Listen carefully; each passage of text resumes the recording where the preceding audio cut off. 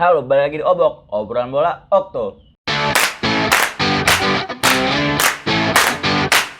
Ya, gua hari ini balik lagi nih kan ngomongin bola nih. Kemarin juga kan udah di akhir pekan tuh ada bola banyak tuh, ada final Madrid ya kan, Super Cup, ada juga Premier League beberapa pertandingan tuh ya kan, Premier League juga ada ya momen-momen penting lah yang gue bahas nih hari ini.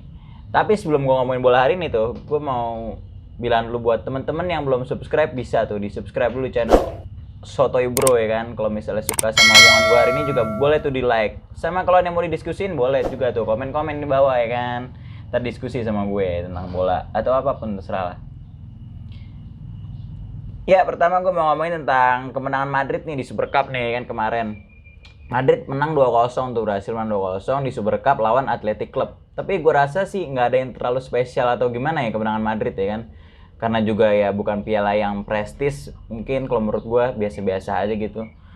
Tapi ya gue bisa nge-highlight ada beberapa hal gitu yang bisa gue highlight. Kayak Madrid ini kayak main tuh bener-bener harus pakai pemain-pemain yang diandelin gitu. Kayak trio lini tengahnya tuh Modric, Kroos, Casemiro.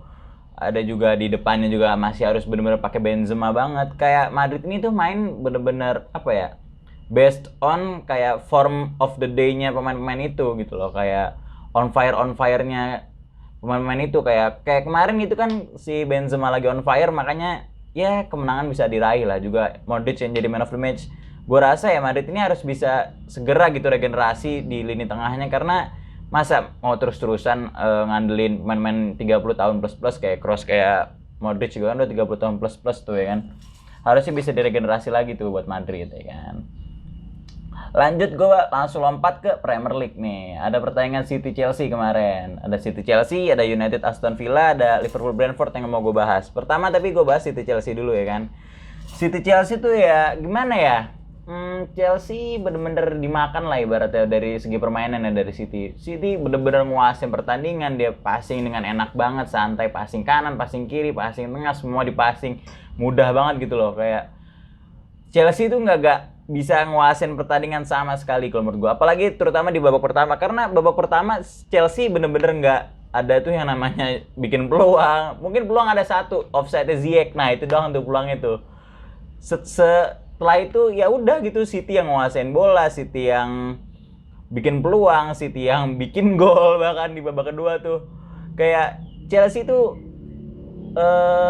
beruntung gitu loh punya back-back yang bisa bermain sangat bagus tuh kayak si Thiago Silva sama Rudiger kemarin. Malangsar juga mainnya lumayan lah Malangsar, walaupun gua nggak ngelihat segi istimewanya jadi dari apa ya, dari segi permainan passing-passingan, tapi dari secara defensif Malangsar mainnya bagus banget sih kalau menurut gua kemarin, bisa ngehalang Sterling. Kayak Chelsea ini sebenarnya tuh harus bisa apa ya, ngerubah sistemnya gitu loh, karena Chelsea main tuh kayak nggak ada tujuan gitu loh siapa yang mau dipassing.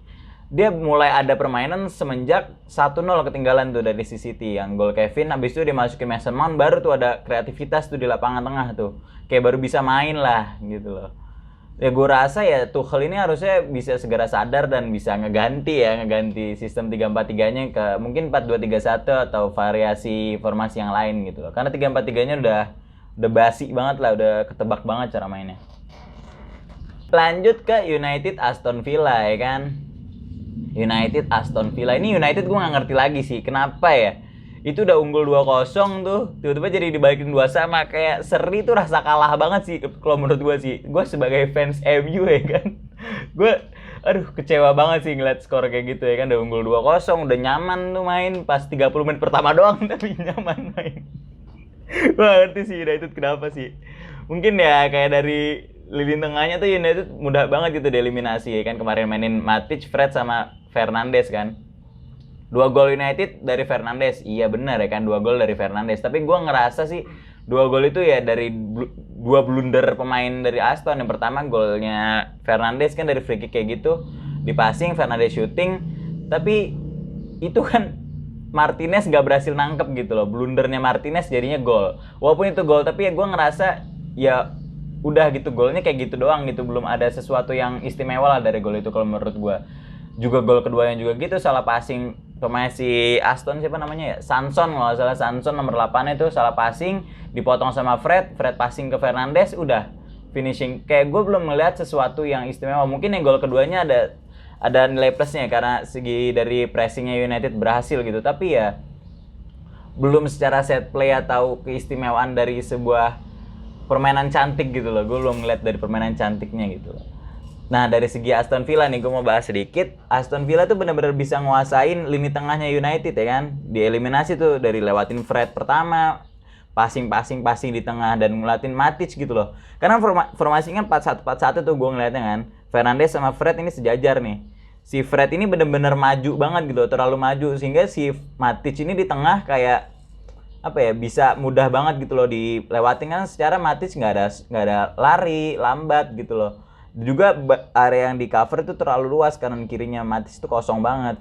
Fred terlalu maju dan Aston akhirnya bisa main tuh ya kan, passing di tengah. Nomor 41-nya main bagus banget tuh si Jacob Ramsey itu yang golin ya kan. Itu main bagus banget, tapi permainan benar-benar berubah pas si Coutinho masuk. Yang kayak kemarin di episode kemarin gue bilang ya kan, Coutinho mungkin langsung bisa tune in lah di Premier League tuh, karena dia udah tahu banget lah Premier League mainnya kayak gimana ya kan. Ya lanjut gue mau bahas tentang Liverpool-Brentford ya kan. Liverpool berhasil menang 3-0. Tapi gue rasa sih kayak Brentford itu benar-benar nggak bisa ngelawan lah. Kayak Liverpool benar-benar nguasain, namanya pertandingan tuh benar-benar dikuasain sama Liverpool. Tapi gue nggak merasa kayak pemain kayak Oxlade-Chamberlain, Curtis Jones, kayak mainnya tuh kayak apa ya? Kayak bukan pemain yang harusnya layak gitu buat main di sekelas Liverpool. Tanpa Salah Mane benar-benar kelihatan banget gitu. Kayak pemain kreatifnya cuma ada si Arnold, Robertson, sama Firmino yang buat permainan di tengahnya tuh, buat bikin ada permainan lah buat pemain kreatifnya. Permainan bener-bener nggak jalan tanpa Salah Mane, tapi mereka berhasil menang 3-0. Itu Liverpool tuh bener-bener apa ya, crossing doang. Crossing FC banget kemarin. 3.000 juta kali crossing tuh ke kotak penaltinya Brentford. Tapi akhirnya mereka berhasil kan crossing dari pertama corner. Golnya si Oxlade. Dan gol ketiganya nggak terlalu crossing sih, tapi ya set play yang bagus lah, lumayan lah. Kesalahan pemain pressingan si Firmino, bisa passing, Minamino finishing, udah kelar gitu doang ya kan gol ketiganya. Gue ngerasa tanpa Salah Mane Liverpool benar-benar harus bisa nemuin sistem yang pas dan pemain yang pas secara permainannya si Klopp gitu loh, biar Salah Mane bisa ke cover banget lah ketiadaannya. Yang segitu aja lah buat pembahasan tentang Premier League. Tadi udah dari Madrid, dari Premier League juga udah gue bahas. Sekarang gue mau bahas sedikit tentang isu STY yang katanya ada STY tersinggung lah, STY dibilang inilah, katanya itulah. Dari perkataannya siapa, Haruna kalau nggak salah. Gue ngerasa STY benar-benar ada proses lah dari segi permainan, pemilihan pemain muda, pemain yang belum pernah masuk timnas pun ada gitu loh. Kayak pertama Arhan kan belum pernah masuk timnas. Terus juga kayak Witan Sulaiman mungkin udah pernah ya masuk senior. Kayak pemain muda yang umurnya 23 tahun ke bawah tuh banyak banget kan dipilih. Karena mungkin kalau menurut gue STY milih pemain-pemain itu karena pemain-pemain itu yang masih bisa diajak untuk komunikasi lah secara permainan dan masih bisa dibentuk gitu loh. Dan kalau menurut beliau itu nggak ada proses dan permainannya berbeda dari yang kayak di liga, ya memang beda. Kalau di liga permainan long ball doang, kalau misalnya bermain di timnas bermainnya kaki ke kaki. Mungkin kebalik ya omongan beliau, kan bilangnya kan STY mainnya direct football. Kalau menurut gue terbalik malah, STY main bola dari kaki ke kaki, sedangkan di liga cuma main bola long ball doang yang bikin bosen. Kalau menurut gue kayak gitulah. STY menurut gue harus dipertahanin sampai seenggaknya 5 tahun lagi lah, 5 tahun 3 tahun lagi lah. Karena gue ngerasa ada proses gitu loh dari segi permainan, dan proses itu bener-bener terasa gitu loh. Gak cuman ya bilang kita kalau cuma runner up doang mah, dari kemarin-kemarin juga 5 kali runner up. Bos, kemarin 5 kali runner up juga Thailand mainnya belum segila kemarin. Pemain-pemain Thailand mainnya gila banget ya kan kemarin. Ya udahlah segitu aja lah pembahasan gue tadi, udah gue bahas STY sedikit juga tuh ya kan. Semoga ya omongan gue bisa membuka pikiran kalian juga lah. Dan kalau misalnya ada yang mau diskusiin sama gue di kolom komentar aja tuh, di ngobrol sama gue ya kan. Oke segitu aja buat obok kali ini. Gue cabut dulu. Gue sotoy, jangan baper. Salam obok.